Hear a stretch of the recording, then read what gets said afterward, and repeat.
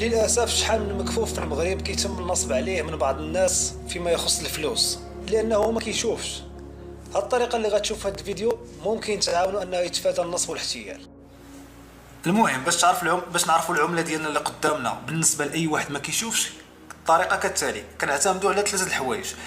كاينه قدامنا هنا كما كتشوفوا كاين واحد الشرطات على اليمين، لتحت على اليمين كتلقاهم هاد الشرطات هادو. لا قصيهم كتلقاهم حورش، ماشي بحال هنا راه كاين رطوبيه، يعني الورقه ملسه هنايا، ولكن الا قربتي كتلقى واحد الحروشيه هنايا، وفي نفس الجهه في الجهه المعاكسه كاين واحد الحروشيه حتى هنايا، يعني نفس هذه.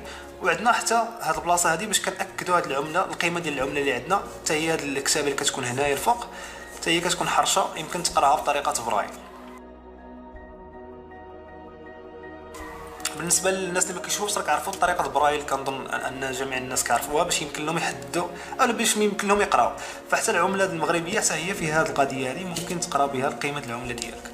طريقه القراءه كيفاش كتكون باش يمكن اي واحد يعلمها شي واحد عنده في الدار تصاب بالعمى لا قدر الله. فالطريقه سهله، سواء كانت العمله من هنا او كانت العمله من هنا، نديرو مثلا من هنا كتمشي مباشره، كتبقى تقلب على ديك الحروشيه اللي كاينه في الجناب، دوك الشرطات الحرش. كاين فوا كتلقاهم مثلا دابا انا لقيتهم، كتعرف بان هذاك هو الوجه اللي يمكن لك تقرا منه العمله. كتقلب كتاكد من هذاك هو الوجه اللي تقرا منه العمله، كتاكد من هاد الشرطات اللي موجودين هنا وهاد الشرطات اللي موجودين هنا.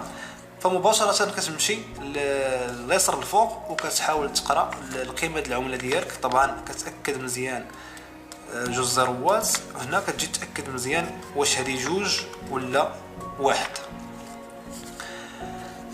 بالمناسبه هاد الشرطات اللي كاينين لتحت في 200 درهم كتلقى 15 شرطات، 1 2 3 4 5 كتلقى هنا وهنا.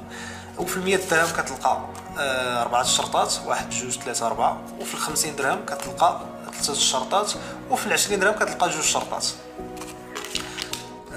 يمكن البنادم كنظن انا اللي محترف في طريقه برايل ممكن يقرا العمله غير من خلال هذه البلاصه، ولكن ماشي بنفس يعني القدره انك يمكن لك تقراها من هذه الجهه، كتكون افضل.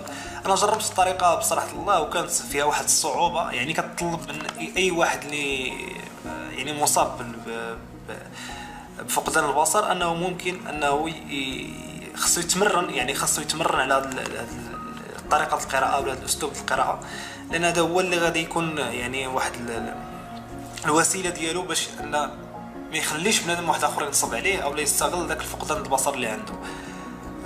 هذا الشيء اللي كاين. عندي واحد الملاحظه صغيره، كاين واحد التطبيق واحد اخر سميتو موني رايدر. هذا التطبيق هذا ممكن انك تبرمجو على انه يقرا لك العملات ديالك من خلال اللون او يعني من خلال اللون او على حسب القيمه اللي فيه، ولكن هذا التطبيق هذا كيبقى يعني ماشي عملي بقدر هذه الطريقه هذه اللي خصوصا في العمله المغربيه.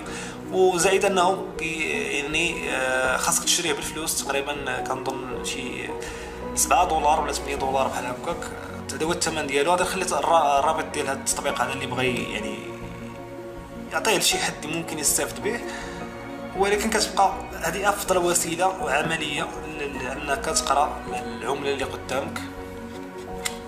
والسلام عليكم ورحمه الله وبركاته.